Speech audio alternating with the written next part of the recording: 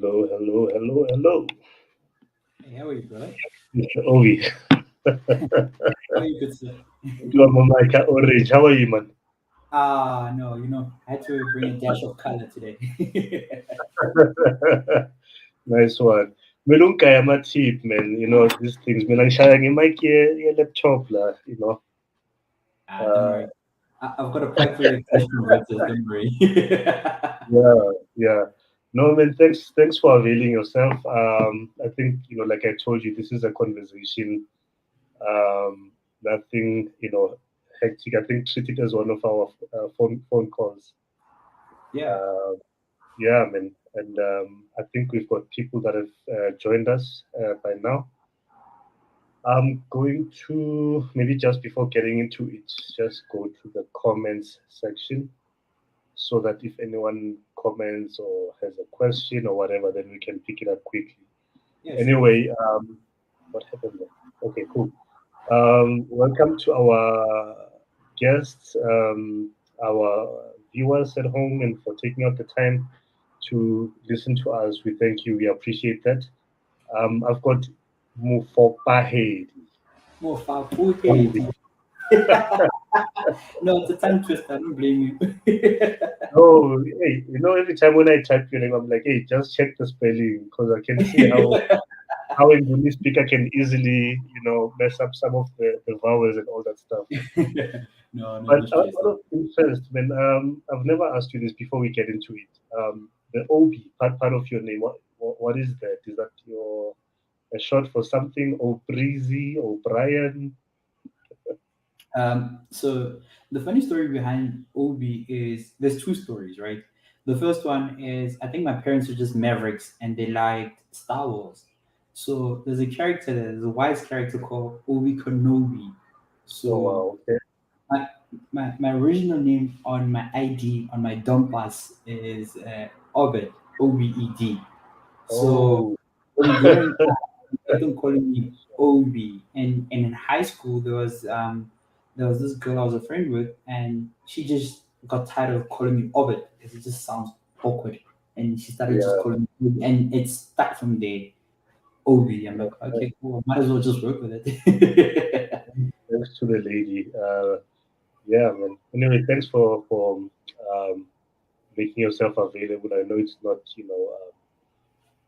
that early part of the day. You must have had a long day, long week. A lot is happening. Right now they're busy. There's a hashtag going on Twitter. Maybe I'm called with South Africa or something to that effect. 'Cause, I shall you reserve. know, I shall reserve my comments for that. But yeah. I was like, I saw that and I was like, hey, people don't waste time. But No. anyway, without further ado, as I get my cup of coffee, thank you. Yeah, so maybe just for the benefit of our viewers at home, who is Obi? Just an intro about yourself, and I think your background, expertise, passions, and that kind of like yeah. It's always a difficult question when people say, "Tell us more about yourself." I never know how to answer that. Yeah, Obi. Oof, wow, where do I start? Obi is born from Spokane in the Val. Um, currently digital marketer for a well-known institution. I will not name it, Yeah, um, sake of privacy. Um, yeah. um, and literally an enthusiastic member of the So, community of the NFT community at the current moment. So yeah, in short, that's who Obi is, and yeah, and lastly, a very pro-African development in terms of us as individuals, making sure that we benefit as a collective as Africans. So yeah, yeah. that's just me, the arsonist in the building. So yeah. The arsonist in the building. Tell me about that. You that's something that I've heard you say a couple of times. Is the one thing that fuels your passion in basically I think just about everything that you do. Yeah. So this thing is actually inspired from the movie from the Dark Knight, yeah, Batman, right? And there's this beautiful character, and I think from out of any cinemas when we revolve into a bad guy and good guy, there's one character that does not lose actually, and his name is the Joker, and it gets to a point where you start realizing that this madman was actually had a point in how he viewed the world, you know, um, and at one point he ends up taking all the mob guys' money and actually start burning it to just to prove a point. And why I've really taken on this really weird ass persona is actually that I'm starting to believe that in society or just generally as individuals, we cannot be in a situation where we're just accepting mediocrity and and being okay with it because tomorrow when we have young ones that are coming after us and asking us why do we accept mediocrity in society, we have to answer for that, you know. And there's a lot of things I think in society we just have accepted as mediocrity. And the nice thing about uh, I don't want to call it nice, but the thing of a reality check that has happened with COVID, it has made us actually stop and actually look at ourselves as individuals and society. And this has really become sort of my forte or just something that I've really accepted it like maybe I'm just a bad person, but we cannot accept mediocrity in terms of what we're doing, development of the black collective, Africans, we cannot accept mediocrity because we'll always be holding the dead cat and waiting for heroes to come and help us. Whilst the Mm. villains have always spoken the truth that we need to do shit for ourselves. So that's where it's literally has come at like we might as well just burn everything down so we can start all over again. We cannot be Wow.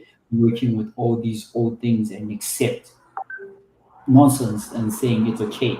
No. So that's where Yeah, sort of that perception has come from. Like, okay, yeah, yeah, maybe sure. this bad guy persona. People might not like it. People might not like the reality of or the truth. The truth is not nice. It's not dressed up in Louis Vuittons or whatever. It's usually the hobo that nobody wants to look at, but that's the truth, Mm. you know. So that's where literally I think sort of that bad persona of being an arsonist.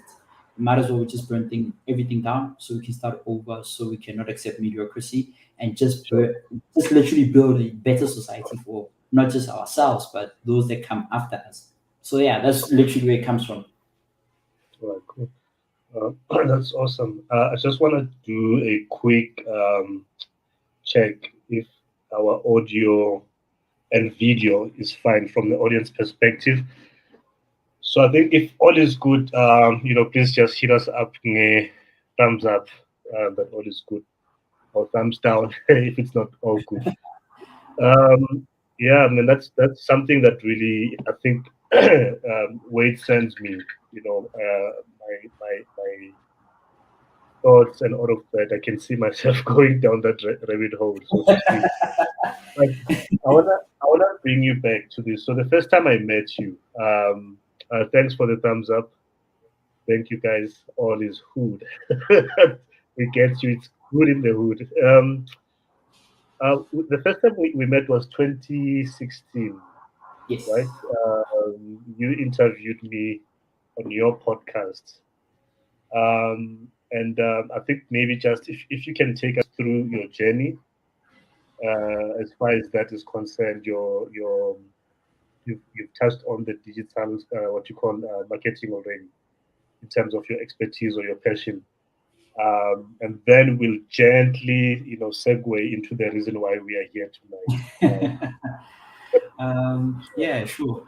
Um, One of the big projects that we actually started developing. So me and a good partner of mine, a business partner, um, actually started this. We started off actually purchasing a drone. Weirdly enough, one day we just woke up like, screw this, we're gonna buy a drone. No one is doing it, but throughout the whole process, it became quite evident that one, Ikasi, that we don't have stock images of Ikasi. Every time when you type in township, you always see these ugly shacks. I mean, The township has such beautiful stories and beautiful imagery, but the world is so perceived of this people living in shambles and shacks, and it's just horrible. We're yeah, just living on top of each other. And that's where sort of the madness kind of came in of like, okay, why not we do a podcast and actually start oh, interviewing people that we really look up to. One of the other big element was like, when we were growing up, we had Buma Khotman that we could talk to, that give us advice. But now, when you started looking at the society in the digital space, you don't have a Khotman that we could actually speak to. I mean, back in the days, I'm going to take it back a bit. We had a Mahotman like Kabzela from YFM. I don't know if you remember Kabzela. yeah, You I know, remember. DJ's Boo in his early days actually was that Hotman that you'd listen to, like, gave us motivation. And slowly but surely, with sort of the dilapidation of social media being poisonous, we started not having those individuals that we're speaking to. But, however, when when you're from Mikas, there's a table, there's Ban Ban who's doing this, and they're doing great stuff, but no one is really profiling them. So we started that podcast and literally speaking to all these individuals, and literally we bumped into some of the great people. I mean, I bumped into you. I mean, I was quite shocked when you actually accepted my invite with the one mic at McDonald's, and it was so. Yeah, But that also started fostering sort of good relationships because we started realizing that there's a bigger story that needs to be told. This thing is not about us, it's about the collective and also individuals realizing that we're not alone. This journey, we're actually documenting our own story, and it became sort of a thesis behind us of saying if we don't tell our own story, we shouldn't get pissed off when people tell our own story. And we saw that. I mean, we were contracted in by some French company and they were documenting Mama Winnie's funeral and we shot drone images. But when you were listening to the story, you're like, but no, but this is bullshit. They're lying. They're not actually telling the actual story. And that's what we say. Like we need to tell our own story. We need to go back and go back and speak to veterans. We need to speak to young bloods that are coming in and doing all great things. Ekasi, mm, that are innovating. I mean, we had the opportunity to speak to the late founder of blockchain culture. go on. Yes, and he told us his story. I mean, I was in awe, like Yeah, speaking to him. We've gone to spoken to photographers like Andy Lebala, like the list goes on, and you're like, there's more stories that we need to start telling ourselves, and other people yeah, to start listening to these stories than just waiting for media, and then they tell crappy stories and we accept. And sort of that's sort of the notion that started coming through is we can't just rely on media because media sometimes just will bullshit us into stories that we don't even know and don't even recognize. We need to yeah, start building our own. We cannot wait for government to actually come and say, here's something, build it. We have so many things that we can build. I mean, there was one story about this guy who owned a bicycle company, Epoli, in Soweto. yeah. Um, I know the guy. Yeah, at the height of COVID, they changed their strategy from doing tours in Soweto to actually starting doing deliveries at the height of level 5. wow. That's a business strategy that most universities actually in MBA courses actually learn about. How do you change a strategic your strategy in business that very fast to adapt to whatever environment that you're going with. But this was Yeah, Eka. This if no one would document that and say putting that as a case study, that was a beautiful case yeah, study, yeah, so this really allowed us to really go and deep in conversating with great people. We've met great people, we've made great friends over the years because of that podcast. So that's where it literally came about that I actually met up with you, and you were telling us about this collective of brown individuals sitting and actually business actually happening. Another yeah. case study that if no one were to document it, who's going to document it for us? So that's where Mm, everything kind of like spurred from actually. that's so true. That's really powerful. Last week I started watching this new. Excuse my dog, guys. this donkey, what do you call it? Genius, Kanye West. Oh yeah, yeah, Uh, yeah. I and think you you need see to how watch it's made up it. of. Sorry. I need to watch the second one today. You see how it's made up of all this old footage that Mhm. started documenting way back whenever. It's also intentional, I suppose, because obviously he knew where he was taking this, and when he gets to a certain point, this is a story that I would like to tell in my own words, type thing. Also, I suppose because sometimes we see people, we see the end result or what we think is the end result, and we don't know what led to that, what was put into that to lead Yeah. to that, and like the blood, the sweat, the tears, the failures, um, the flaws, etc., and all those things. We just see this great person where they are and where we find them, and we think, wow, this guy or this girl is dope. Um, but anyway, before we go all the way down this path, I want to show you something now, that I came across, and I think this is a nice way to just tell me if you see it on your side. Ne? Can you see that? Yeah. Yeah. Does I it look think I, familiar? I think I commented. Yeah, I'm stalking you. This is your response.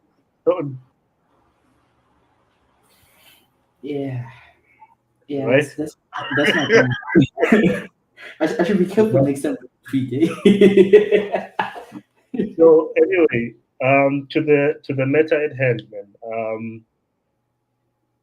I started obviously, noticing that you started engaging around the NFT space. I think I first noticed last year, you know, and the groups or the spaces that you get involved in, the kind of stuff that you share, you get this topic. Some of us are still in the early days. I'm like, what is this thing? How does it work? How would it benefit me and others, etc. Maybe a basic question. Let me not say a basic question, but an opening question would be: what is an NFT, and what does NFT stand for? Okay, so a Google term for NFT is non-fungible tokens. So when we talk about non-fungible tokens, fungible means non-replaceable, right? And obviously, Non-replaceable. yeah, unreplaceable. So Okay. a bag of mini meal is replaceable. You have thousands and thousands of mini meal, but a Rembrandt or a Picasso or the Mona Lisa, these are one pieces that cannot be replaced, right? Then the token element, yes, is the token is activities that happen that are actually recorded on ledgers on the blockchain, right? So this means that when, for example, when I do purchase an item on the blockchain, which is an image, for example, um, that is recorded, right? I'm just going to now break it down in the most simplest terms, right? Yeah. That when I purchase this item, it's going to be recorded on the ledger. So, meaning that if Ovid purchase a painting on the Hmm. blockchain, it says that this link, which is linking to a JPEG image, is owned by Obi. All rights, depending on what is sort of the agreement is saying that this is owned by Obi. Now, going back again and making it more simpler, right? Also, it means because the problem is, I think us in the space, we use so much jargon that we throw off a lot of people, right? Mm-hmm. Going back again to the most simplest point, right? In a bank transfer, right? Banks, for example, if we're to about to trade something together, right? And our Yeah. middle bank is whatever. I'm not going to call any banks for. We're not going to give them credit. X Yeah. Bank. Sure. Yes. Yeah. Yeah. If I have a product, right, and you want to purchase this product, I'm going to give you my banking details, right, and through the bank will confirm that you do have $100 or 100 rand from my product, right, Okay. and that literally that transaction is recorded, right? So if that is recorded, then from there on, the bank, that's where it makes money, right?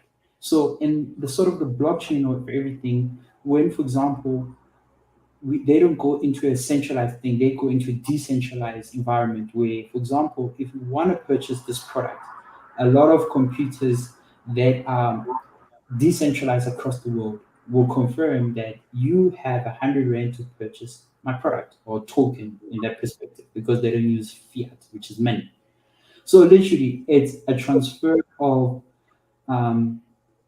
of goods through the blockchain. That's the most simplest way I can really, really explain it, right? So, And and I think Gary V, which I don't like, Gary V actually says you need to do 50 hours of learning. So literally, it's just sort of a decentralized environment that allows us to do sort of transfer between each other, where there's a confirmation throughout all the blockchains, which are nodes in the space that are confirming that you do have the 100 rand, and they will come back and say, yes, you can buy the product. So literally just removing the middleman in short. okay, I don't okay. know if I explained it. I know there's a lot of terms. Yeah. Get confusing easily. Yeah. But tell me, Yeah. when you say goods, is it any goods or is it currently only a certain type of goods that one can buy or sell via the NFT uh, platforms? So at the current moment, with NFTs, one thing that has really worked out well is sort of from the art community, which is art pieces, right?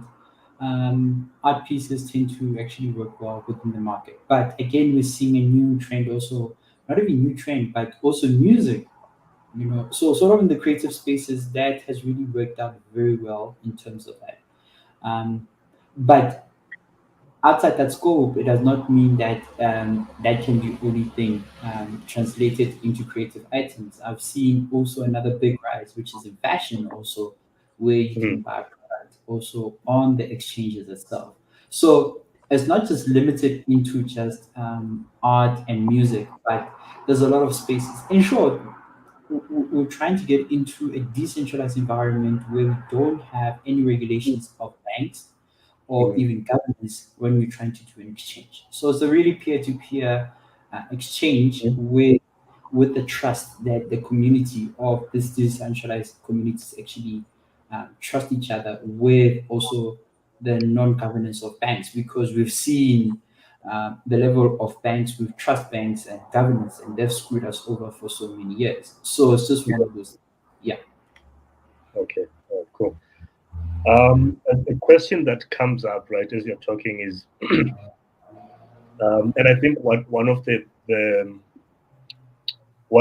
things that banks and governments are good at is convincing us that whatever regulations that are in place are largely for to our own benefit as their consumers or customers. Um, in this space, how prevalent or what's the likelihood of one being scammed? How do you guard against that? What do you how do you keep yourself, how do you stay woke, in other words, and be like, okay, it looks like it's a great opportunity, but I suppose also, like anything that is really really great is also attracting people that want to take advantage of others. Yeah. The space is, I don't want to say new, but the space is technically new. And I'm not gonna, and I'm sorry to say, I'm not gonna bullshit people on the line that saying that it's the most safest place. As much as people say it's the most secure environment to do exchanges, but we've seen so many scams actually throughout the whole NFT communities. People losing the hard-earned Ethereum or Bitcoins because being scammed, right? Um, so one of the most important thing I usually tell people before we even, and the thing is, again, within the South African context, when the whole aspect of Bitcoin first came in, it became a very scary thing. So when you do talk about Bitcoin, people are like, "Aye, forex." No, I'm not gonna. You Yeah, know, yeah, so a lot of people sort of have sort of a very negative perception when we talk about all this cryptocurrency. Like, now I'm going to lose my money. Um, to tell the truth, the space is very volatile. yeah, Um, people are vulnerable to scams because we're dealing with people across all over the world. And in spaces where there are millions and trillions that are flowing, people are bound to get scammed. So sure. one of the first thing I usually tell people when introducing them into the space is please do your 50 hours worth of research. Start 50 over hours work research, yeah. 50 hours worth of research. That's really important Don't because start then buying stuff or whatever. Just do the homework, do your, just do the yeah, homework before interacting with the blockchains itself or with the technology itself. Do your 50 hours worth of research. That's really, really important because then you're going to start seeing sort of the loopholes that are there that scammers can actually hit you on. Secondly, once you've finished off your 50 hours worth of research and understanding what the space is, and once you open up your digital accounts, never ever in a Blue Monday provide your seed phrase. You'll understand once you've done your 50 hours worth of work. So seed phrase is literally your PIN code. okay, You cannot give away your ID on your wallet or your PIN code because once you do so, that, you are going to be scammed. yeah, yeah. So that's Um, another thing. Never ever provide your seed phrase or seed code. it's called a And seed code, yeah, okay? it's a Yeah, seed phrase. It's a seed phrase. A 12 letter word that you need to yeah, keep quite safe, you know. And that's what I'm saying. Sometimes it really baffles people when you start talking about all these terms. And that's why I say you need to do your 50 hours worth of research to start understanding all these concepts that no one bamboozle you is like, no, I can help you out. Please provide me your seed phrase. All the sure. platforms which are your MetaMask, which most of the NFTs are supported through Ethereum, Solano, Phantom, all of them. They will provide you seed phrase. So it's sort of the identity saying this is your personal thing that you're dealing with. Your PIN code, same as your bank account, you will never give someone your PIN code. So Yeah, why on the internet would you provide someone your PIN code? So never on a Blue Monday do that. Please don't. It's not worth it. Otherwise, you're gonna cry with your hard-earned money being stolen by scammers. yeah, The other thing is, as I've said, it's we're still in the literally ice peak of this technology. So yes, there are going to be a lot of scams. There are going to be sort of irregulations from all these organizations that are popping up, and that's the nature of the technology itself. It's still new. We're still literally discovering it. So two things: never provide your seed phrase. Do your 50 hours of research. Those are the two things I can really give you before even starting anything, and that's going to help you out because you're going to start realizing when people saying, "No, no, buy Bitcoin." Yeah, you yeah, can buy Bitcoin, but there are other protocols that you might be interested in personally that you will go into and you literally try to learn about. So, providing yourself 50 hours worth of research does not allow you to just jump with the wind or saying that, yeah, if you put you and Bitcoin maximalists are going to kick my ass for this. But literally, you will not go with the wind when someone says, yeah, but just invest in Bitcoin. But there's a lot of projects within the blockchain space itself that you need to learn about. So, yeah, those are my true advices for people trying to enter into the space. yeah. Okay, that's really dope. I think I wanted to ask you while you were talking. So you're talking about doing your 50 hours, putting in the work to learn. Where would you point me as a newbie? So personally, I would go on Google first. No, let's assume I don't know anyone, but newbie. What is Yeah. the reliable source? Yeah, Um, I usually tell people your best education would be the University of YouTube. yeah, Um, University of YouTube. I'm telling you right now, once you've done your 50 hours, you're gonna start seeing who. who are bullshitting you, who are actually doing right? Because then you start seeing um, the actual people that are involved in the space. Second place that I would actually suggest is actually start following, if possible, local Twitter spaces. I think, to tell the truth, those spaces you sit with very highly intelligent, and I'm going to say this because I'm black, I don't care, with highly intelligent black individuals in the space, literally. And to tell the truth, that for me, these spaces are some of the most truthful people that will assist you without even asking anything, just to onboard you into the technology. Because I think the spaces believe that the more people we onboard and the more people we teach, the better we position ourselves as citizens, So Mm.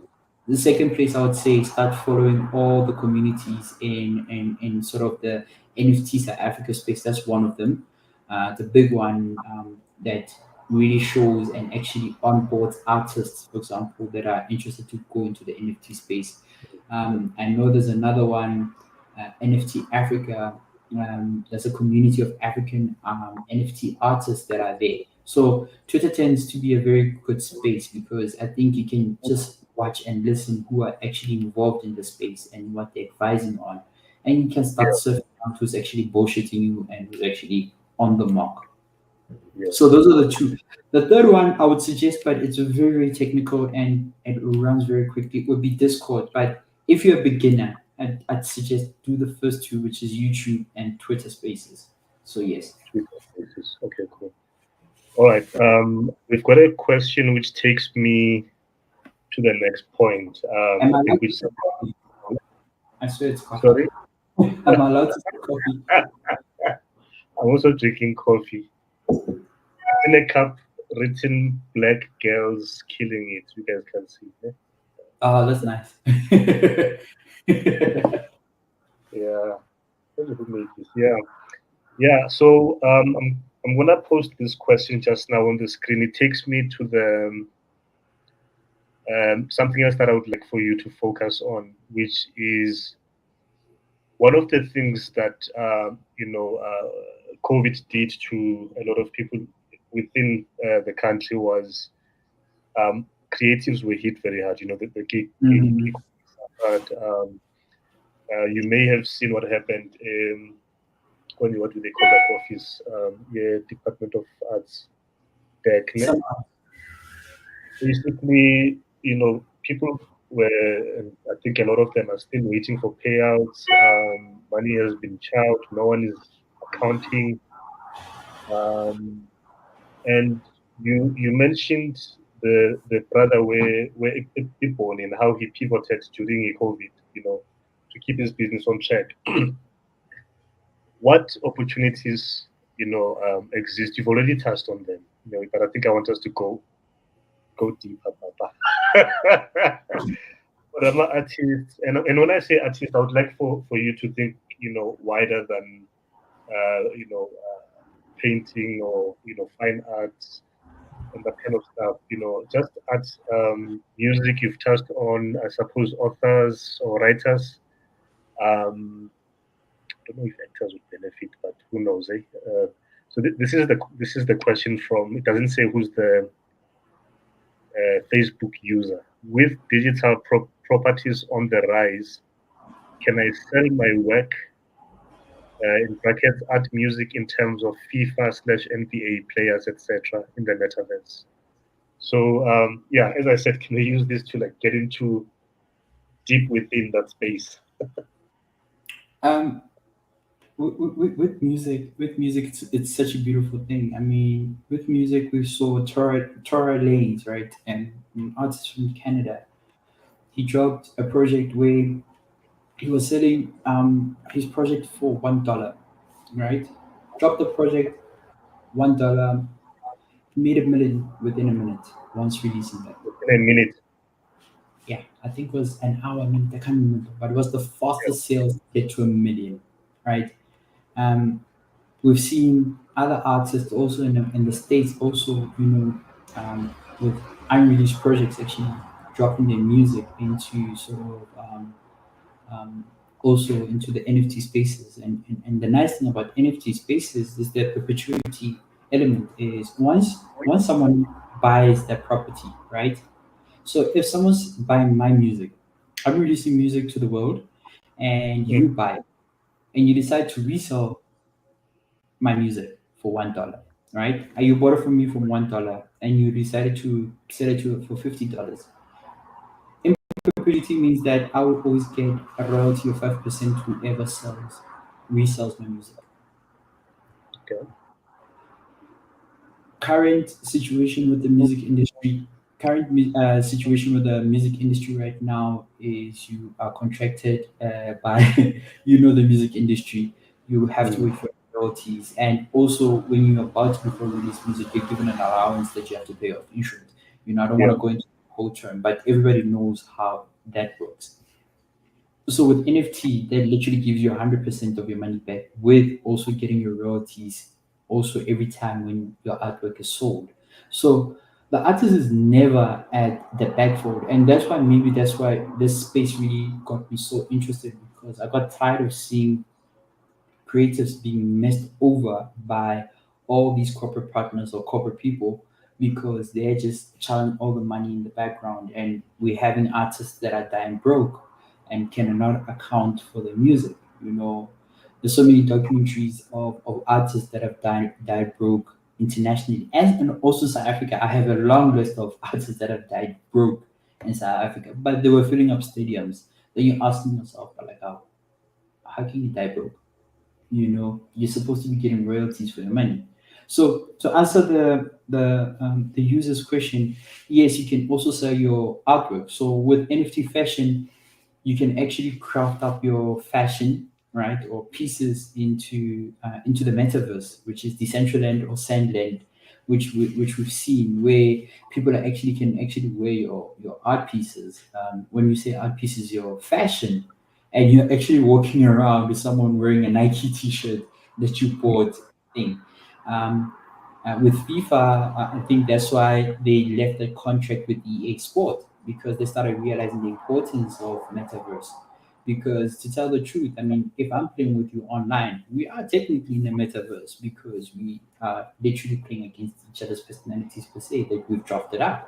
So Mhm. why can you not benefit in that space? So if I have an Obi character in FIFA, in the metaverse of FIFA, because I think that is in the pipeline, you can actually benefit from that. So with your music, with your art, with all these things, you can really benefit within the space.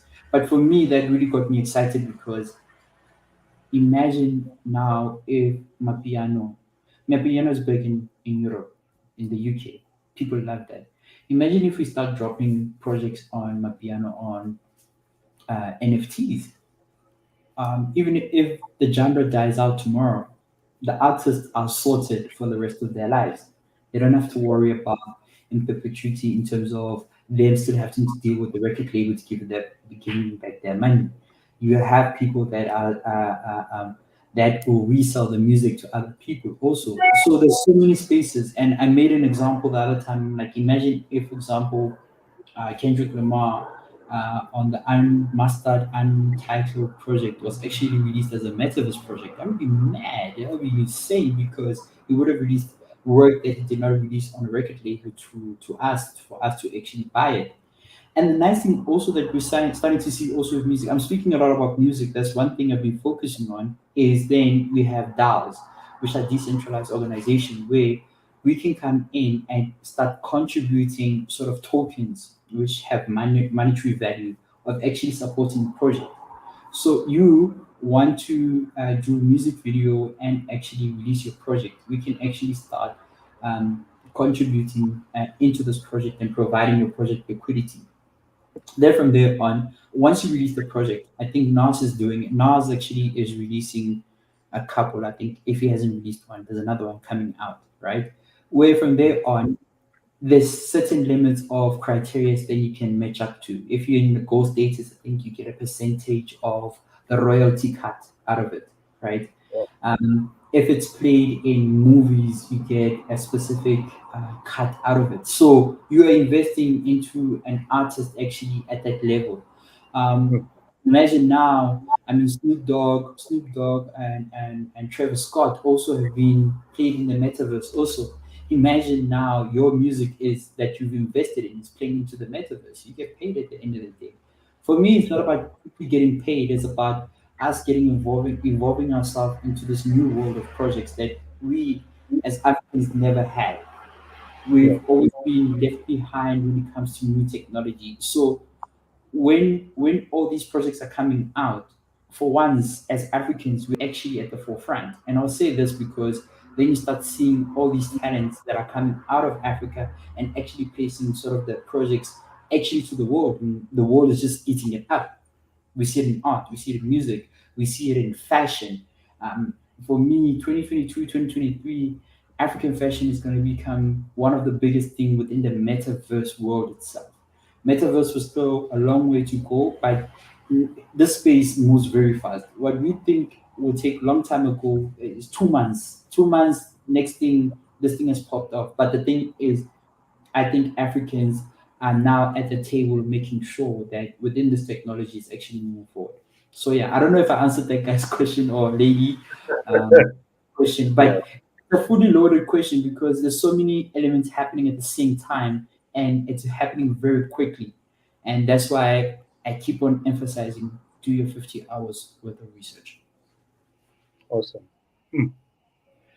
That's really powerful because to me it sounds like it's a great way of um, uh, uh, giving the people the power, basically,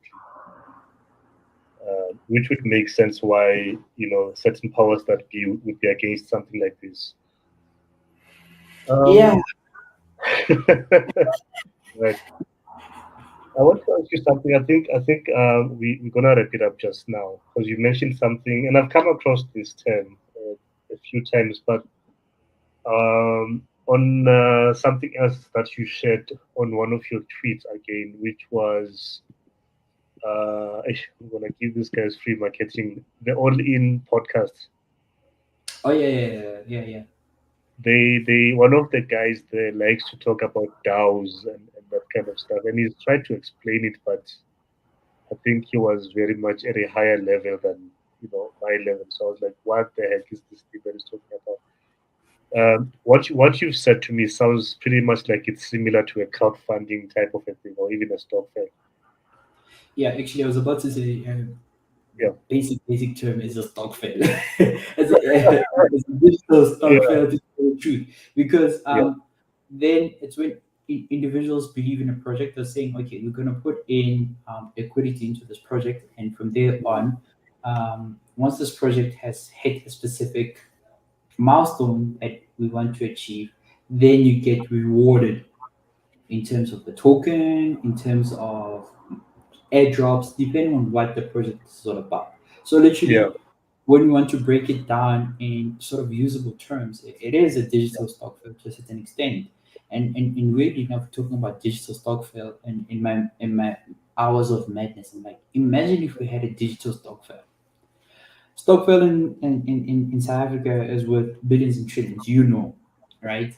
I don't know sure, what's the current market, but I mean, it's worth more than Trudeau's and Edgar's, altogether. sure. Imagine if we had a DAO, a digital Stockville DAO that allows us to buy whatever big projects that are in the country.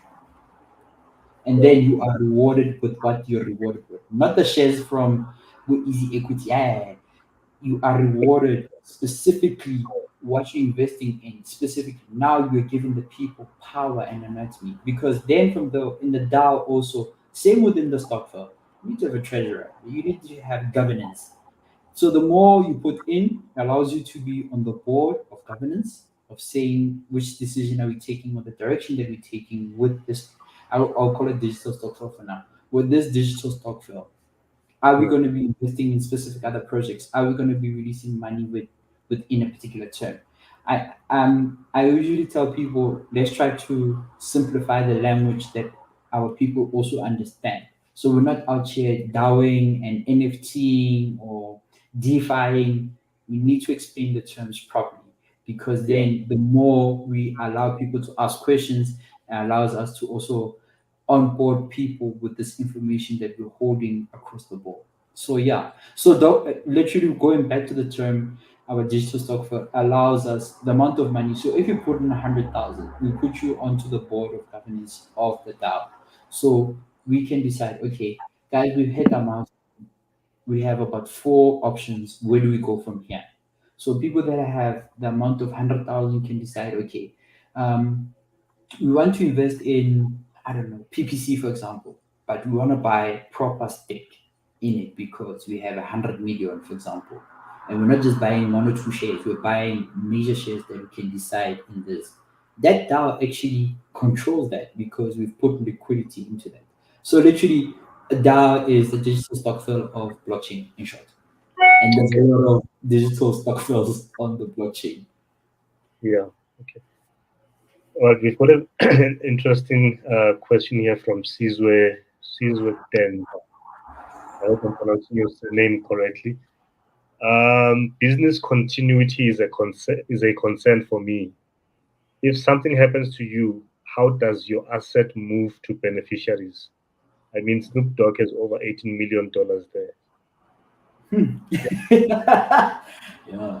Caesar, I don't Yeah, know. yeah, That's a question. I think once we've had people that if you've gone through the history of like Bitcoin, people have lost their keys, and they bought a lot of Bitcoins and they lost those keys.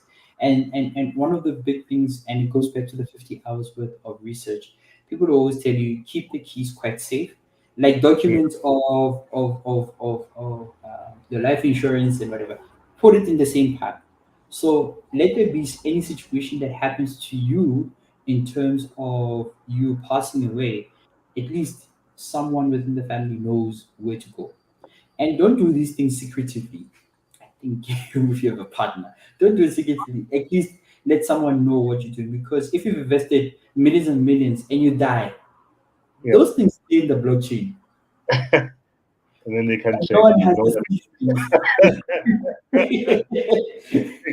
The irony of this is gonna stay in the blockchain. No one has to sit Yeah, for it, and millions are just sitting there, and you just literally contributed that. So yeah, I will keep it there with the kids' birth certificates and life insurance.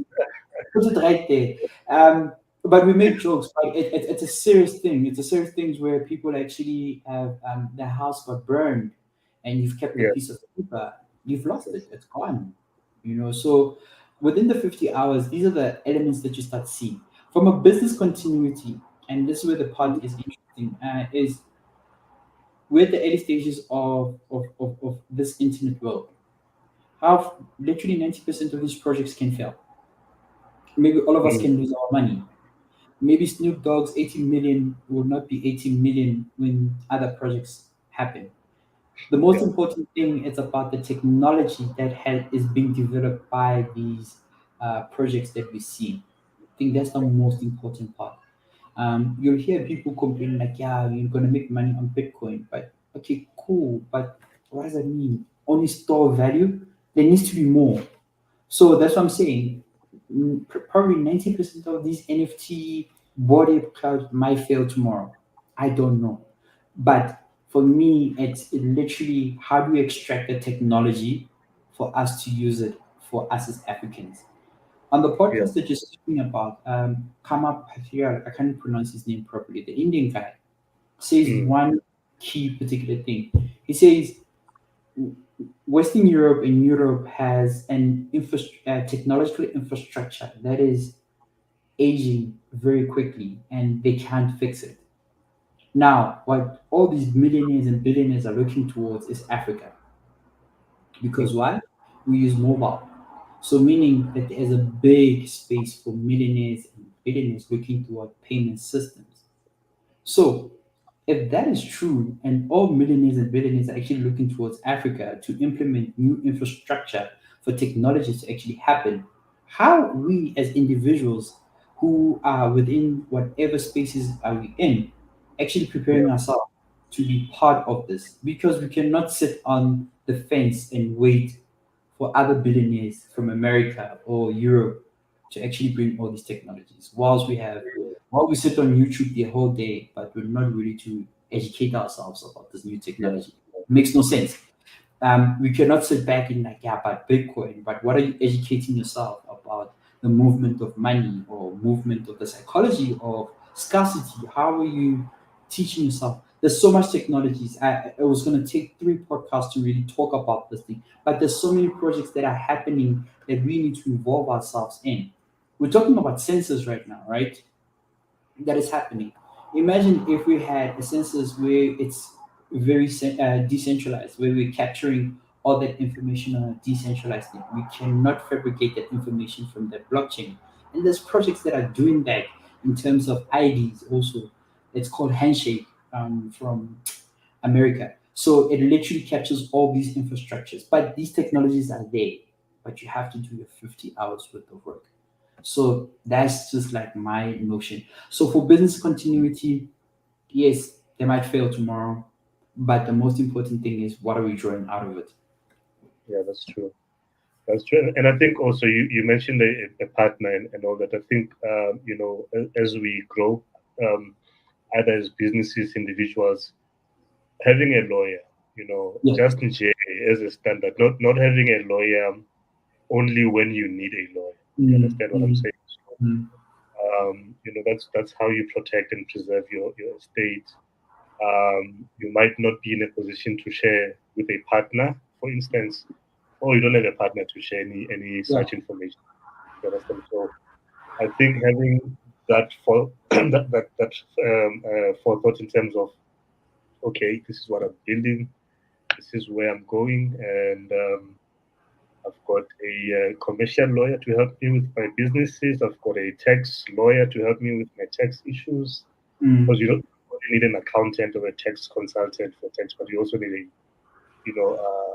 a lawyer that's qualified and experienced within the tax law space.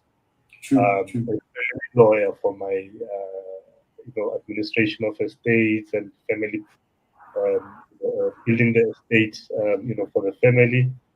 Um, Criminal lawyer if I get arrested on a Friday night for doing something stupid like Yeah, you can only call Scorpion lawyer. which you don't promote, but life happens, and the thing is that we find ourselves. It's someone put it like this: it's more expensive looking for or contracting a lawyer at the moment when you need them, Mm. because chances are the damage has either been done or things are about to blow up and whatever. And there's going to be a lot more work that they need to put in, and therefore, it ends up costing you more, not only in terms of money, but much more costly to have them, even when there's no explosions and any exciting drama and all that kind of stuff. So I think to see this question, that's what I would suggest. Just as a general standard, having our houses in order, Mm. uh, Mm. and obviously one or two people that you really trust to say, look, that's my lawyer there, that's my accountant. I've got a safe in the house. That's the maybe the combination to the safe, those types of things. I think we don't plan out our lives in such a way that there's a plan. It's more like we live by hope Mm. that things will go, south at some point. Anyway, I think you've covered quite a lot of groundwork. I encourage anyone that's listening to us, watching us tonight, find Obi on Twitter, on LinkedIn, on Facebook. You can search his name there. I think on Twitter it's OBC. Oh, Right? nice. Oh, be nice. Oh, be It's a nice, NIC. yeah. I think that's also how some people are afraid of Twitter because of the drama, the toxicity, cyberbullying, and all that. And Usilebuho, Life's Good, Dr. Life's Good said something once about how you keep your timeline clean also is informed by who do you follow. Mm. If True. you're selective on the people that you follow, check what they like, what they retweet, what they comment on, because their action also brings whoever that they engage with on your timeline. And I think Yeah. that's how you keep it, safe, clean, and whatever. Then you get to benefit and learn more, from great minds such as all these. Bro, thank you for your time. I think I really enjoyed this conversation. You've touched on a lot of points that we do need to have a follow up conversation to this. Yeah, no, thank you very much. I mean, I think one of my last comments, I mean, as I've said, we cannot wait for other people to do shit for us. We have to literally stand up and actually learn and actually use this technology. Yeah, One of the funny conversations we were recently having is currently the Ukraine and Russia situation. What happens now? Because you know that Ukraine has a specific number of Bitcoin machines. What happens now when war hits that side and the energy mm, crisis situation? So we're saying that, don't you think we're laughing about it, but it made so much sense at the time that what if, for example, like the aspect, I don't know why I'm giving away my idea, but I don't care. But imagine if, for example, Lesotho became the home of actually Bitcoin. Makes a shitload of sense because Lesotho is actually run by hydropower. It's supposed to be running on hydropower because Africa grabs a specific amount of thing, and it's hydropower, water. Now, imagine if we started having stations there of Bitcoins. It could actually start working at a high sufficient level.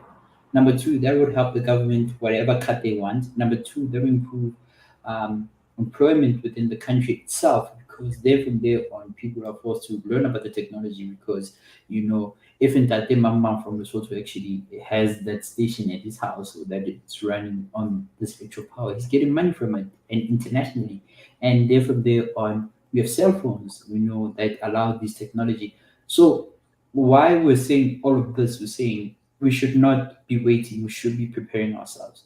We have so many mm, professionals that have went to school. It does not mean just because you don't understand the IT language that you need to be closed off from this. That is a very stupid thing that we're going to take and actually damage ourselves as a society. So mm. 50 hours, let's learn, let's create great stuff, man. So yeah, that's my Yeah, closing comment. Yeah. that's powerful, man. Yeah. Thank you very much, Obi. We definitely need to come back to this because you've already touched on something that I am very much passionate about, which is I'm always curious about the dots. I saw a tweet, earlier today from someone I think that doesn't really understand that there's other things to understand that we don't know much about. Mm, Why? So her view was Russia must not do what they're doing because they are innocent people in Ukraine, right? Which is true. Which is true. Yeah? It's a noble thing. So where I think she didn't understand, and someone kind of interjected and tried to show her how multi-layered it is and why it's happening and all that. It got me to go and read up and just check the history, how many years back or whatever, what's been happening between these two countries. Why is the US reacting the way that they are? It's basically a whole lot of a geopolitical conversation, mm, which I'm scheduled and have another time. But it really helps to understand Uguti, things just don't happen because someone has a kind heart and they want to save some poor innocent civilians or whatever. There's always something, and it's also the location of that country and what it means from an infrastructural interest. With okay, you're messing with these guys. These are the interests we have. If it messes us up this thing here, it's going to trigger other things. There's a whole mm. lot of ripple effect that then impacts the pipeline. But we can sit here the whole night. Next thing, 7 9. Um, but thank you. We will be. I mean, anyway, those who missed out on the live will catch. It's going to live on the. It's on the group on Facebook. It's on the BrownSense page, the BrownSense Market on YouTube. It's on Twitter. don't see the Twitter icon here. But basically, it's going to be available online for a rerun. All right, man. Cool. Thank you for the invite. Thank you for allowing me to share my weird ideologies. But thanks again. Yeah. Thanks, man. Thanks to our listeners for joining us. Have a good evening, guys. Thanks. Thanks, man. Bye bye.